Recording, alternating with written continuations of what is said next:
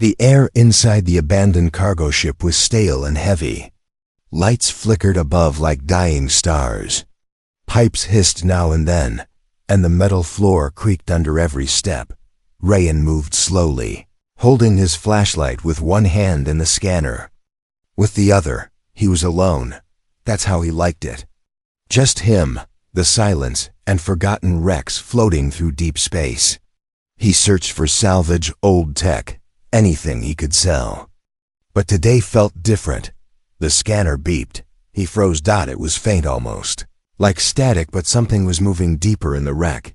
He adjusted the settings. A small, warm life sign was ahead.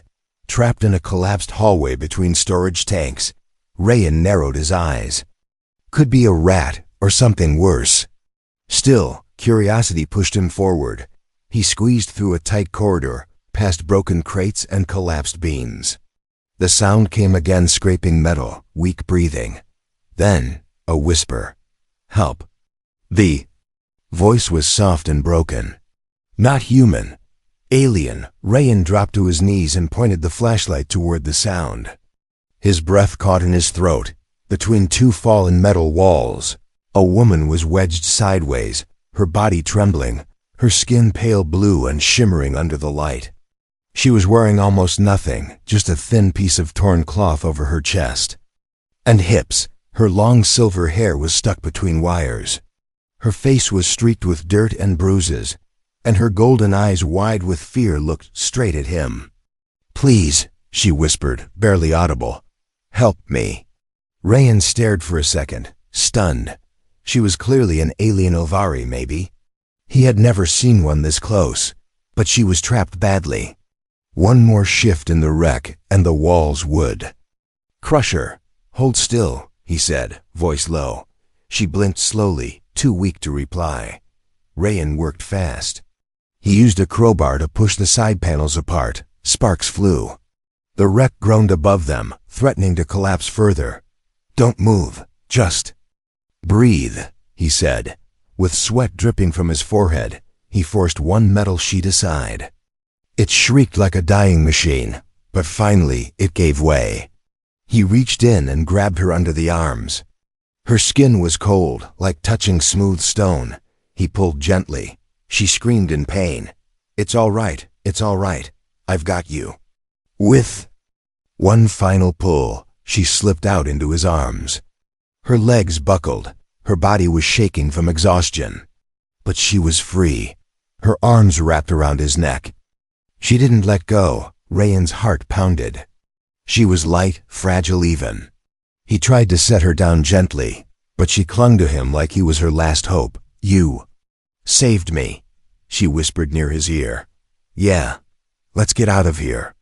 He carried her through the narrow path he came from, stepping carefully over broken parts and wires. She didn't speak again, only kept her face buried in his shoulder. Back in his shuttle, he placed her on the cot and covered her with a heat blanket. Her lips were cracked. Her fingers still trembled. Rayan gave her a sip of water, and she tried to drink it slowly. Her eyes fluttered open. "Your name, what is it?" "Rayan," he said simply. "You?" She blinked. "Cyravel."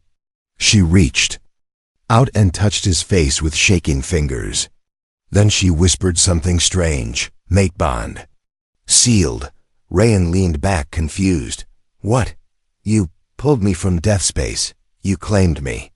"Whoa, no. I was just helping. In my culture," she interrupted. "Pulling one from a death trap. It means you have chosen to be bound. It is sacred law." "You are my husband now." Rayan blinked. "Excuse me?" Cyra's eyes were serious. "I will follow you, protect you. Stay with you until the end." Rayan stood, stunned. This was not part of the job. "I think you need rest," he said. But she smiled weakly. "You already gave me life again. Now I give you mine." Before he could answer, the shuttle's alert system beeped loudly. Rayan turned to the controls. Something was approaching. Fast. His eyes scanned the screen. A ship, no transponder.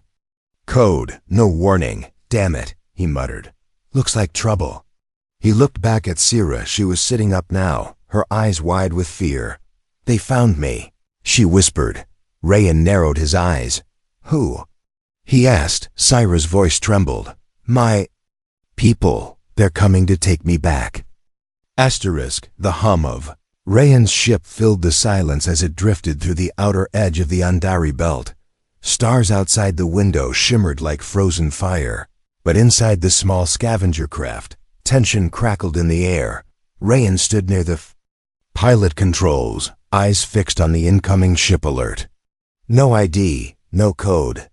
Too silent. Behind him, a soft whisper broke the quiet. "Rayan?"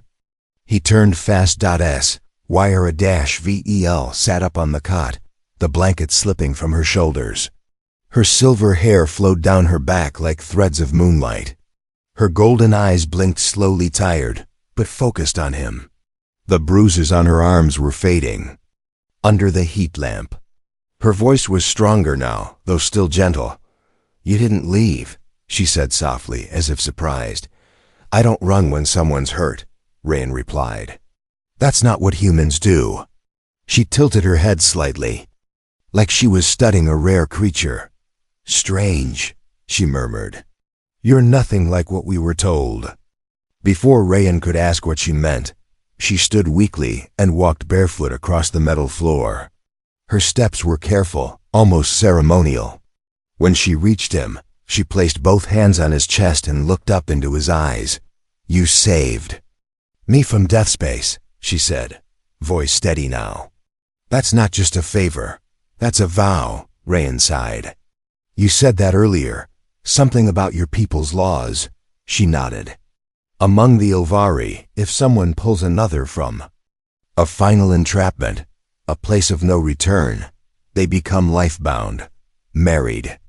He stepped back, trying to break her gaze. "Look, I'm human. Our laws are different. I don't think that applies."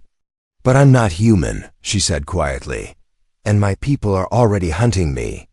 They'll only stop if they believe I belong to someone stronger." Rayan frowned. "You want to use me as a shield." "I want to survive," she whispered. "And I trust you more than anyone I've ever known." The ship alert beeped again. Rayan tapped the panel. 3 ships were now circling nearby, small but fast. Too quiet for trade ships. Too direct for scouts. "They're trying to block us," he muttered. Sira's body tensed. "They came for me." Rayan's instincts kicked in. He grabbed his toolkit, popped open a floor panel, and pulled out a plasma revolver.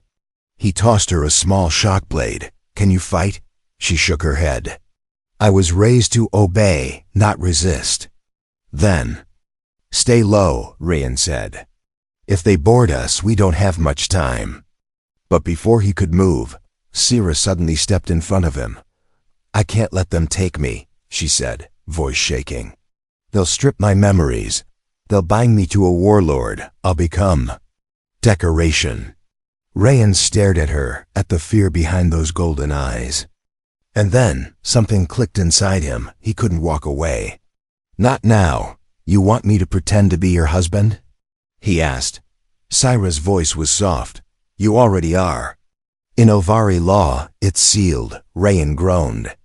"So what happens if I say no?" "They'll kill me," she answered. "And you, for touching what isn't yours."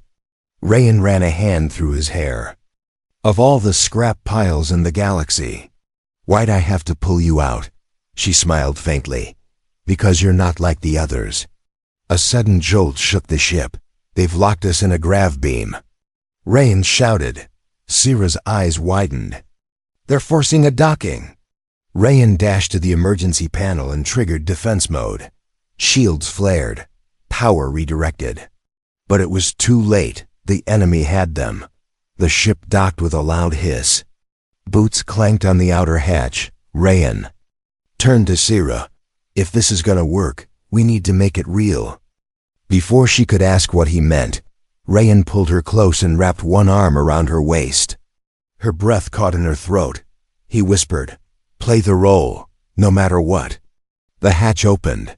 3 Ilvari soldiers stepped in, weapons raised. Their armor shimmered like crystal. Their leader, taller than the others, narrowed his eyes when he saw Sira in Rayan's arms.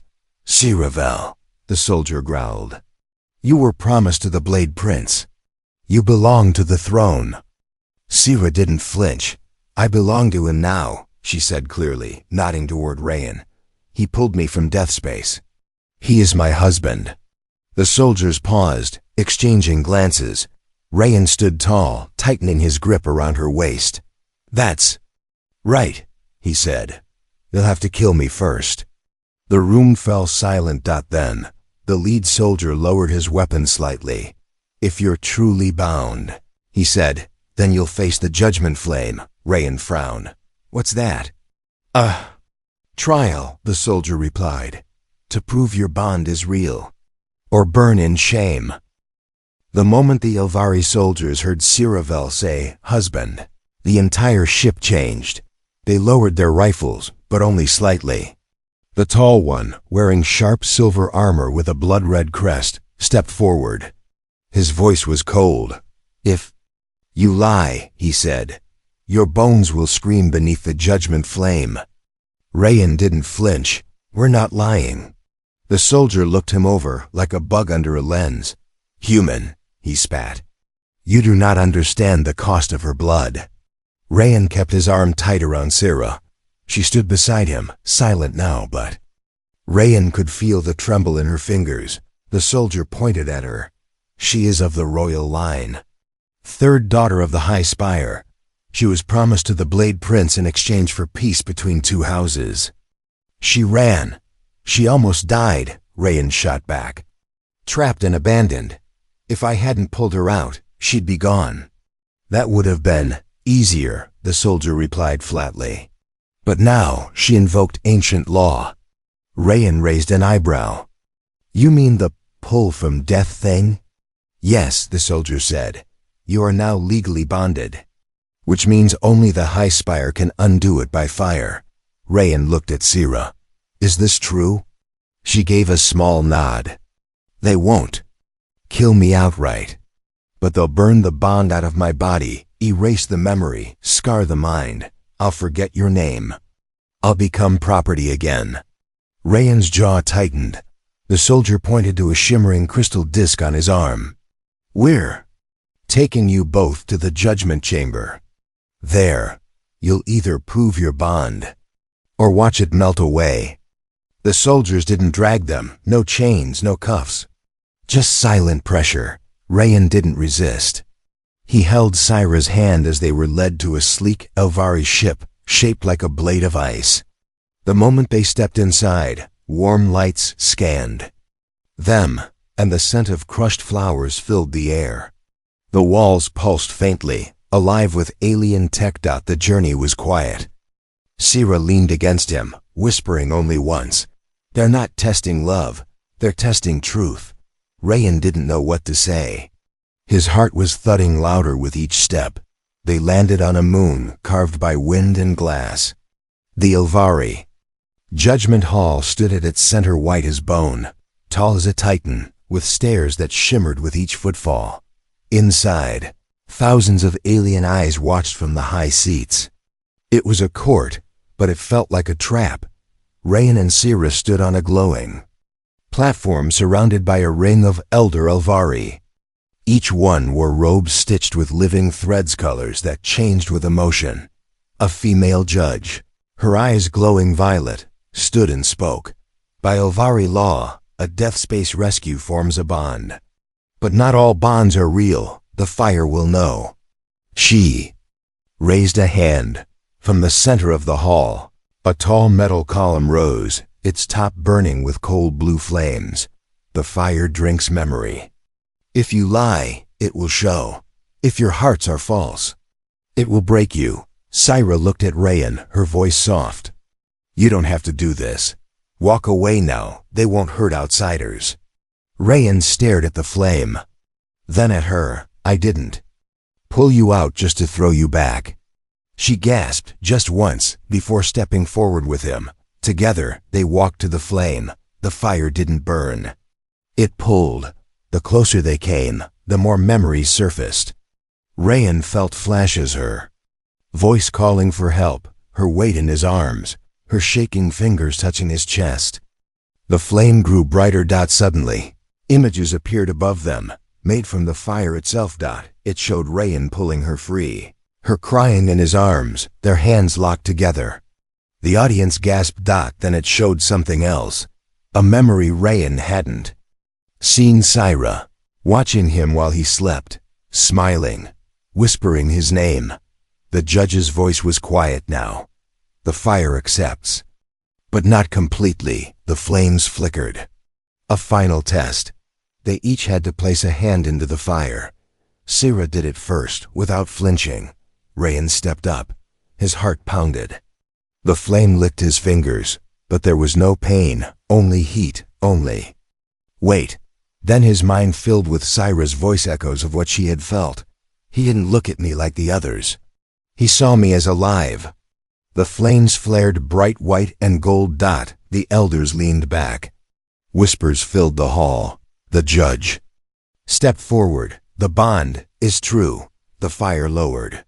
Silence fell, then a shout. That bond is a disgrace. Everyone turned. The doors flew open. A new figure stepped in, taller, stronger, in armor black as night. His voice was sharp with rage. I am the Blade Prince, and I challenge this human. Rayan had seen a lot in his years among the stars. He'd escaped collapsing stations, dodged pirate traps, and outwitted bounty bots, but standing inside a palace of living crystal, wearing ceremonial robes made from glowing vines, while aliens debated if he deserved his wife, was something new. The judgment flame had accepted their bond, but it wasn't over. After the fire confirmed their connection, the elders did not bow or smile. Instead, they whispered among themselves, sharp words in their language. Then they announced the next step. Take them to Valharia, the high spire of Syra's birth. Rayan was stunned. Wait, we passed the test. Syra's golden eyes darkened. No, that was just to prove we weren't lying. Now they want to see if you're worthy of me. He blinked. But you don't belong to one. In Ilvari eyes, she said slowly, royal blood is always owned by tradition. The ship they were taken in didn't fly. It floated, sailing on invisible waves of magnetic current. Below, the world stretched like a dream, silver trees with leaves of light, floating waterfalls, creatures walking on air. Rayan had never seen anything like it. The Ilvari capital, Valharia, was built into the bones of a mountain. Buildings hung upside down like icicles.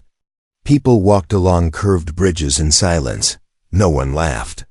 No one smiled, only watched. Rayan felt it immediately. He didn't belong. As soon as they arrived, Syra was taken from his side and wrapped in a ceremonial robe of white glass threads.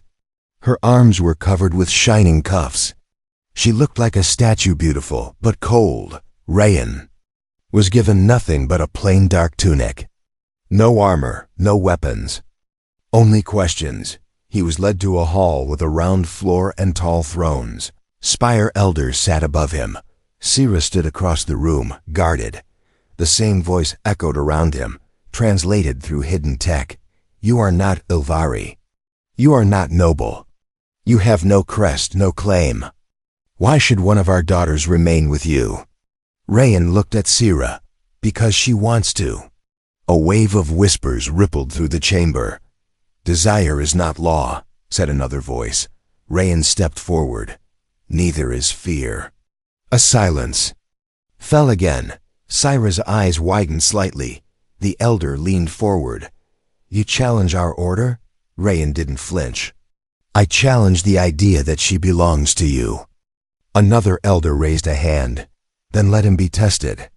In the pit of blood, gasps echoed. Syra took a step forward. No, that tradition was banned, but it was too late. The elders had decided. Hours later, Rayan stood shirtless in a stone circle carved into the core of the mountain. It wasn't a pit, it was a ritual ground, and the only way out was to win. Across from him stood his opponent, the Blade Prince. Tall, broad, his skin dark and gleaming, his body wrapped in flexible armored silk. He carried 2 curved blades that glowed red at the edges. "You are no warrior," the prince said, circling. "No title, no training. Just a meat-born man with luck." Rayan didn't speak. He was handed one thing, a single Elvari short blade, light curved, unfamiliar. He held it tight. The circle pulsed, then flared. The battle began. The prince came at him fast, faster than any human Rayan had ever seen. Rayan ducked the first swing and rolled to the side. His ribs burned from the impact. He barely avoided the second strike. Sira stood at the edge of the circle, her fists clenched. Rayan moved like a street fighter, raw, dirty, unpredictable. He threw dirt. He faked a stumble and kicked the prince's knee. The prince roared. "You dare fight like a beast?" "I fight to win," Rayan spat. He blocked a downward slash and countered with a wild elbow. The prince grunted and staggered back. Blood silver dripped from the alien's lip. Now the whispers turned to shouts. Sira screamed, "Stop it, he's not one of you." But the elders were silent. The prince's eyes glowed with fury. "You will never leave this circle alive," Rayan's heart pounded. His arm burned. But he grinned. "Then come find out why humans survive everything." They clashed again, faster, harder, brutal. Sparks flew from their blades. Rayan fought with everything he had, using tools from his scavenger days, trap moves, distractions. Small tricks. His blade cut the prince's arm, then his leg. With a final yell, Rayan swept the prince's feet and slammed the hilt into his neck. The prince hit the ground and did not rise. The circle pulsed. Again once, then faded. Rayan fell to his knees, gasping. The crowd stood. The eldest judge spoke. "Let it be recorded. The human is worthy." Sira rushed to his side, tears in her golden eyes. "You idiot," she whispered. He laughed weakly. "You keep calling me that. You're gonna have to kiss me eventually." She did. Right there in front of them all. And the spire, for the first time in centuries, said nothing. The kiss faded, but the silence stayed. No clapping. No cheering. Just thousands of Elvari nobles standing in cold shock as a human, bloodied, breathless, and bruised, held their runaway royal in his arms. Rayan could barely feel his legs. His ribs ached, his skin burned. But Sira's hand against his cheek made it all fade. "I told you," she whispered with a trembling smile. "They'd never see it coming." He chuckled weakly. "You didn't say anything about sword fights with princes." The judges hadn't moved yet. Then slowly, one stepped forward. An elder with eyes like frozen glass and a voice that cracked like old stone. "He has passed the rite of blades," she said. "But he has not been forgiven." Sira stood up, her voice suddenly sharp. "Forgiven? For what?" The elder didn't answer her. Instead, she pointed at Rayan. "He may be worthy, but your crime remains. You broke the line of binding. You refused. Your arranged claim. You ran. And worse, you gave yourself to an outsider." The chamber stirred with angry murmurs. Rayan stepped beside her. "She didn't give herself to me. She chose me." The elder's gaze was icy. "Choice has a price." Another voice echoed from above, a younger male, smug and cruel. A second elder. "The Blade Prince may have lost, but the High Spire will not lose face. The girl must be punished, and the human must carry that burden." Rayan frowned.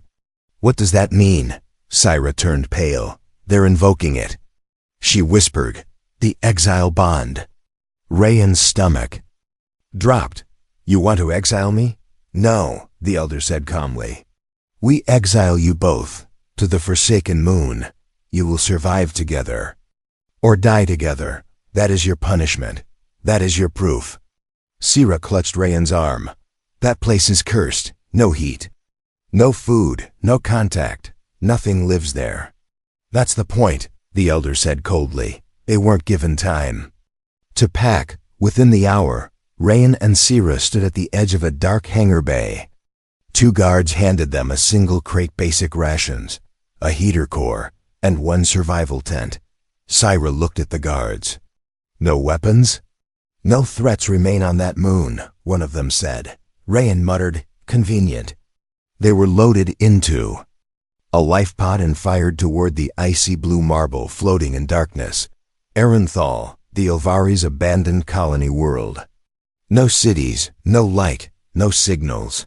Just wind, snow, and silence. The pod landed hard. When the doors opened, cold slammed into them like a fist. They spent the first hour building a shelter. Syra used her old training to weave branches into a wind block. Rayan set up the heater core and dug a trench around the pod. They worked side by side in silence, both pretending they weren't shaking. That night, under the soft blue glow of twin moons, Sira sat beside Rayan in the half-finished tent.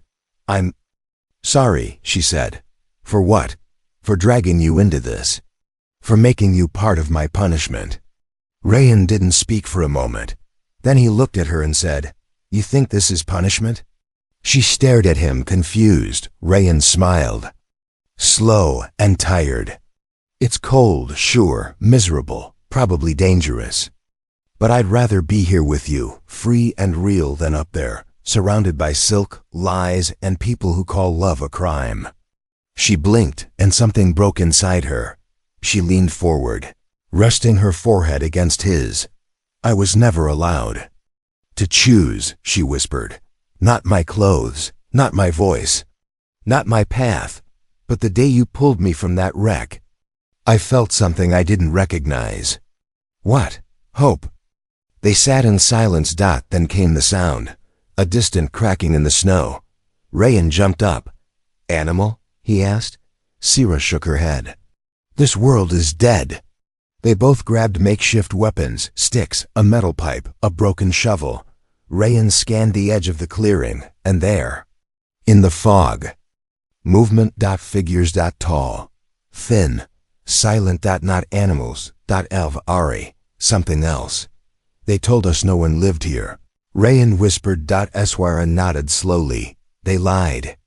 Snow fell silently around them, each flake glowing faintly under the twin moons. Like falling stars, but the peace was broken. Something moved beyond the trees, tall, slow, and too quiet.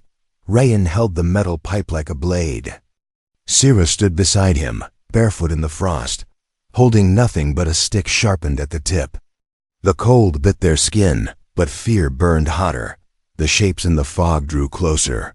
Then, one of them stepped into the light. It wasn't Elvari. It wasn't human. It was something twisted once. Elvari perhaps, but not anymore. Its skin was cracked like dried bark, eyes glowing dimly, limbs stretched and uneven. It moved like it forgot how to walk. Rayan's voice was low. That's not just a wild creature. Sira's breath was shaky. It's a Forsaken. He glanced at her. You know what it is? She nodded slowly. Exiled long ago, criminals, broken minds. Instead of execution, they were set here to fade away. But they didn't fade. No, she said. They became something else. 3 more shapes appeared behind the first. All silent. All watching. Then the first one spoke. Its voice sounded like cracked ice. Another royal. Come to feed the frost. Rayan tightened his grip. We're not here for them. The creature stepped forward. But we are. It lunged. Rayan shoved Sira aside and swung the pipe hard. The creature dodged and slashed with clawed fingers, cutting Rayan's side. Blood spilled, hot against the cold.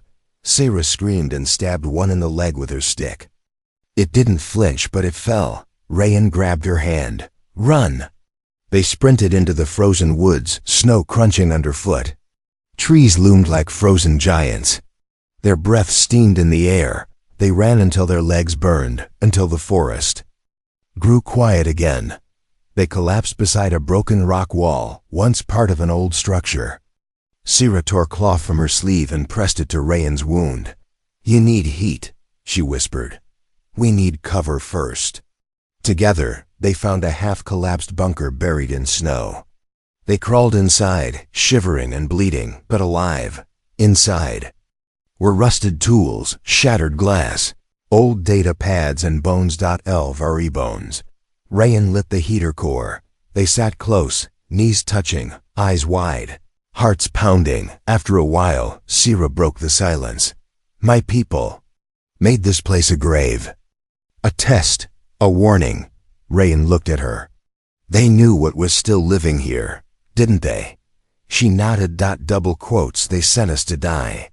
Rayan looked at the wound on his ribs, now wrapped with cloth and stained red. They nearly succeeded. Sira touched his hand. You saved me again. He smiled weakly. Let's stop counting. I'm starting to lose track. Then, her voice dropped to a whisper. There's a legend about this moon. The Forsaken don't just live here.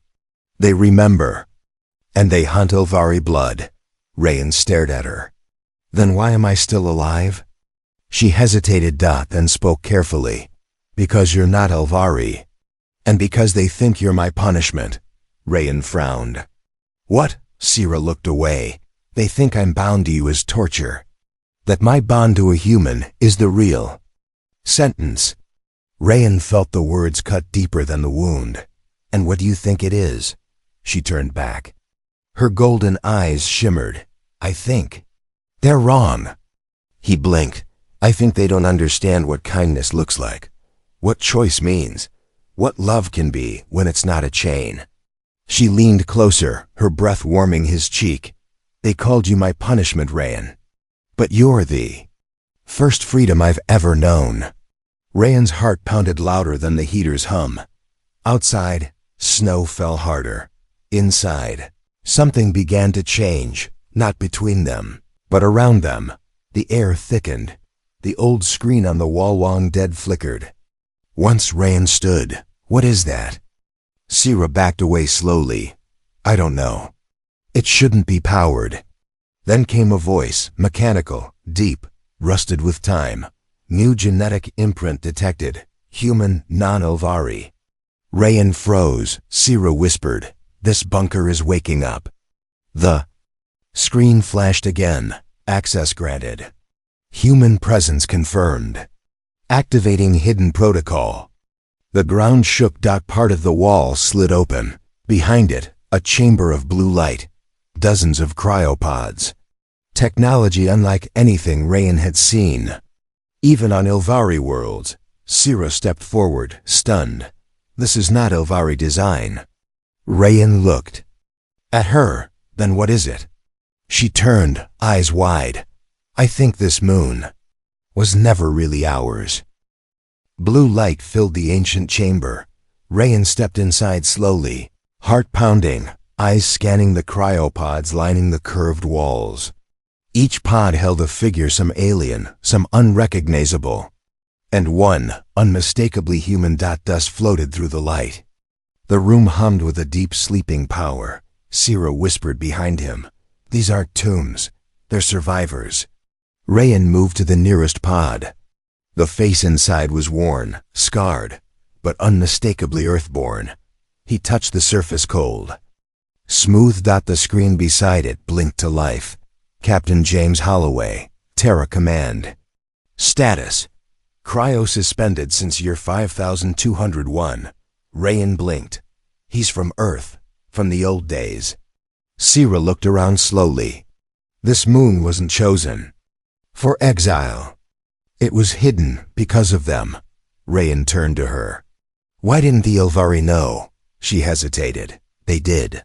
They built over it, buried the truth, then sent their enemies here to vanish with the secret. The heater core in Rayan's pack buzzed weakly. It was dying. But the room was oddly warm now, the machines waking from their long sleep. Then a second voice spoke, not from the walls, not from the tech. From the doorway. You were not meant to find this. Rayan spun. 3 Forsaken stood there, but one was different. Taller, calm, wearing the remains of an officer's coat, half torn. but stitched with Earth's insignia. Human. His face was lined, but sharp. His voice, smooth as cracked glass. Rayan raised his hands. We didn't come looking. The man's gaze settled on Sira. You brought Elvari blood here. That's what always brings the pain. Sira didn't move. We didn't know. You were the offering, the man said to her. And he, your chain. Rayan stepped between them. She's not a prisoner. She's not a curse. The man's eye twitched. Then prove it. He pointed at a control panel. You want out? You awaken the others. You take this story to the stars. But you leave the girl. Rayan felt the air thicken. She walks free, the man continued. But her people's crimes live in every bone she carries.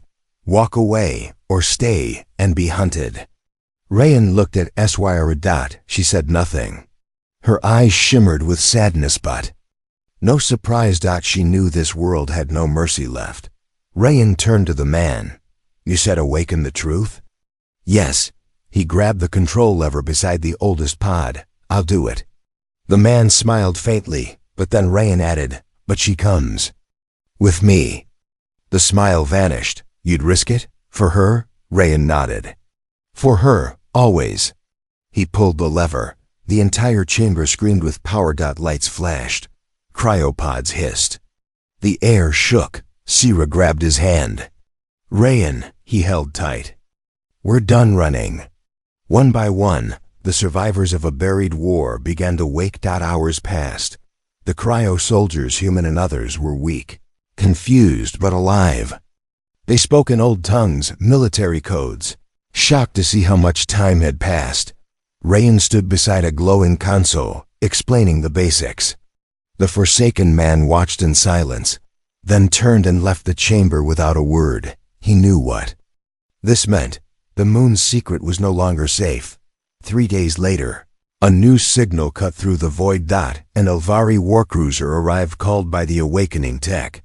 By the old codes, when they landed, they expected prisoners. What they found was an army. Rayan stood at the front, armored in ancient Terran gear, flanked by cryo survivors and Sira at his side. The Elvari soldiers hesitated, many lowering weapons. Sira stepped forward, her voice sharp like crystal.